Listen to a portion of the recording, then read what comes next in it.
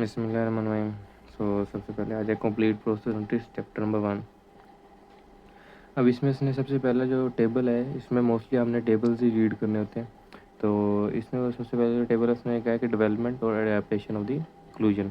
ठीक है, हम देखेंगे कि जब ऑक्लूजन एक डेवलप हो रही होगी, दांत अरप्ट हो रहे होंगे तो ठीक है, या लोस्ट हो रहे होंगे तो क्या क्या चेंजेस आएंगी। तो सबसे पहले डेवलपिंग डेंटेशन। ठीक है, जब डेंटेशन बन रही होगी तो उसमें क्या क्या चेंजेस आएंगे, मतलब उसके लिहाज से माउथ में क्या क्या अडाप्टेशन क्रिएट हो रही होंगी।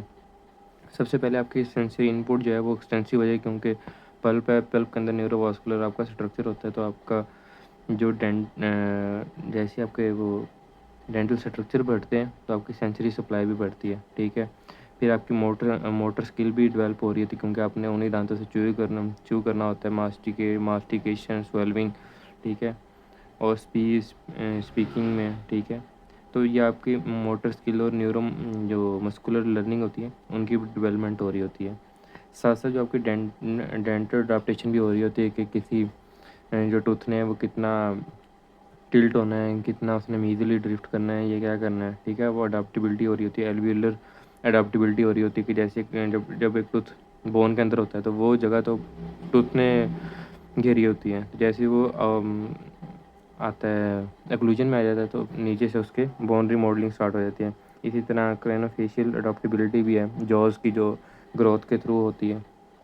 ठीक है, कि सबसे पहले मैक्सिला ग्रो, सबसे पहले क्रेनियम ग्रो करेगा, फिर फेशियल स्ट्रक्चर ग्रो करेंगे। फेशियल में पहले मैक्सिला देन मैंडिबल। ठीक है, तो ये आपकी जब एक डेंटिशन डेवलप हो रही होती है, एक डेवलपिंग एज में ये अडाप्टेशन आ रही होती है। देन आपकी कुछ अडाप्टेशन आती है ड्यूरिंग दी हेल्दी डेंटिशन। ठीक है, वो एक तो सबसे पहले थी डेंटल अडाप्टेशन। ठीक है, वो उनमें आई थी सबसे पहले वेयरिंग। ठीक है, कोई प्रोक्सिमल वेयर है, क्लोजल वेयर है। ठीक है, जब अपोजिट आर्च से आपस में दांत मिलेंगे तो वो अपोजिट वेयर की वजह से अक्लूजल वेयर हो रहा होगा। ठीक है, अगर वो जो साथ वाले एडजेसेंट उससे के साथ भी मौजूद कॉन्टैक्ट की वजह से भी वहाँ से भी वेयरिंग स्टार्ट हो जाएगी तो उसको प्रोक्सिमल वेयरिंग कहेंगे। अगर कोई टूथ लॉस हो जाता है, ठीक है, या कोई स्मॉल टूथ इरप्ट होता है, ठीक है, तो जो स्पेस क्रिएट होगी तो उसको ख़त्म करने के लिए ड्रिफ्टिंग स्टार्ट हो जाएगी।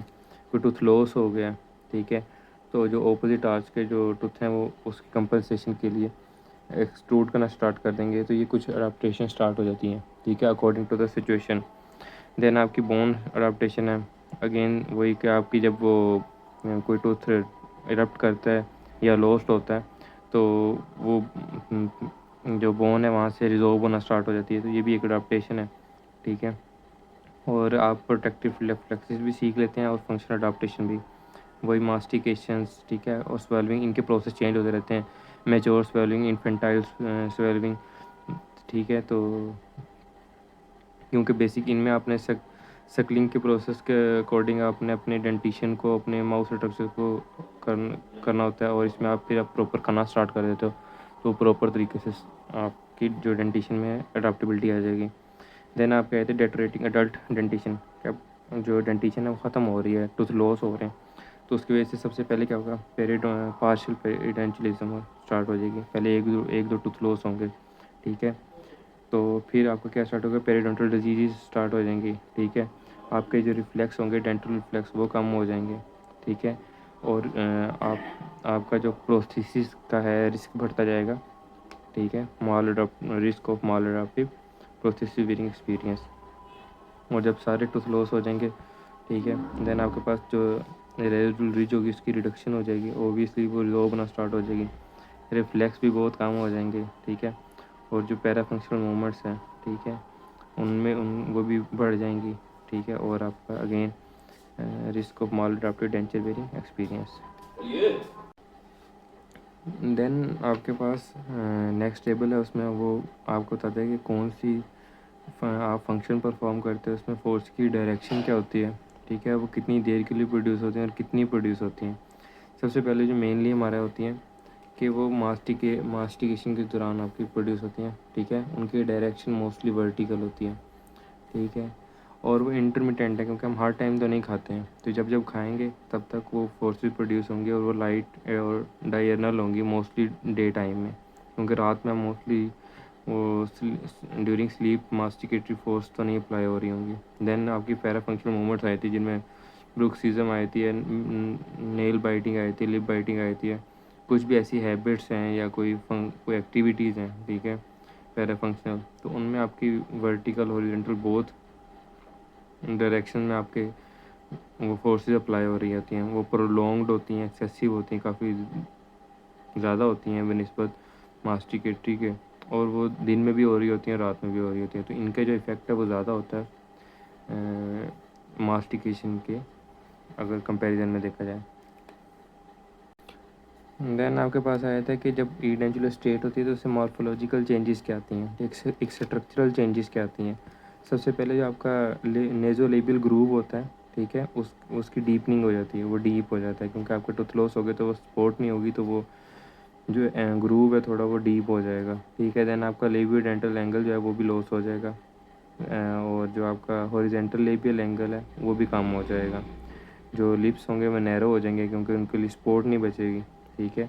और आपका कोलोमेला फिल्टरल एंगल जो है वो बढ़ जाएगा, और आपके प्रोग्नेथिक अपीयरेंस हो जाएगी, क्योंकि आपकी जो मैक्सिला है उसकी आपकी जो रिजॉर्प्शन होती है वो फ्रॉम आउटवर्ड टू इनवर्ड होती है, ठीक है, तो वो आपकी शॉर्ट इन साइज़ होता जाएगा, स्मॉल इन साइज़ होता जाएगा, और जो मैंडिबल है वो फ्रॉम इनसाइड टू आउटसाइड होती है, तो आपके एक प्रोग्नेथिक अपीयरेंस देता रहेगा, ठीक है।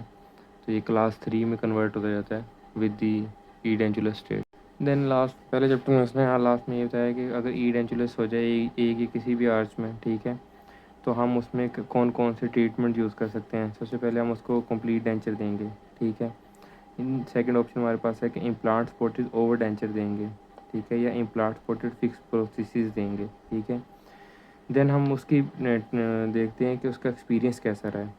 अगर तो उसका कोई एक्सपीरियंस नहीं है तो हम कोई एक यूज़ कर सकते हैं, या कंप्लीट डेंचर दे सकते हैं, या इम्प्लांट सपोर्टेड ओवर डेंचर दे सकते हैं, या इम्प्लांट सपोर्टेड फिक्स्ड प्रोस्थेसिस दे सकते हैं।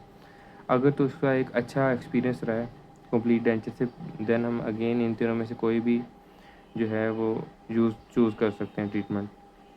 बट अगर उसका मॉल अडॉप्टिव हिस्ट्री रही है कि उसकी वो डेंचर उसके लिए नहीं ठीक रहा कंप्लीट डेंचर, देन हम उसके लिए implant supported denture, over denture, या इम्प्लांट सपोर्टेड फिक्स प्रोस्थेसिस की तरफ जाएंगे, ठीक है।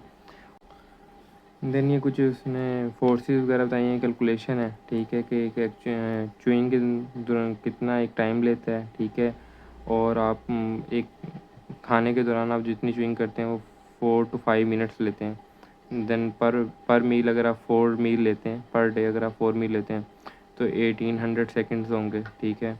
देन वन चुइंग में आप 1800 स्ट्रोक्स करते हैं, ठीक है, और एक स्ट्रोक का टाइम 0.3 सेकेंड होता है। ये कुछ कैलकुलेशंस हैं, ठीक है, फोर्सेस की, ठीक है, और स्वेलविंग चुइंग इन सब की।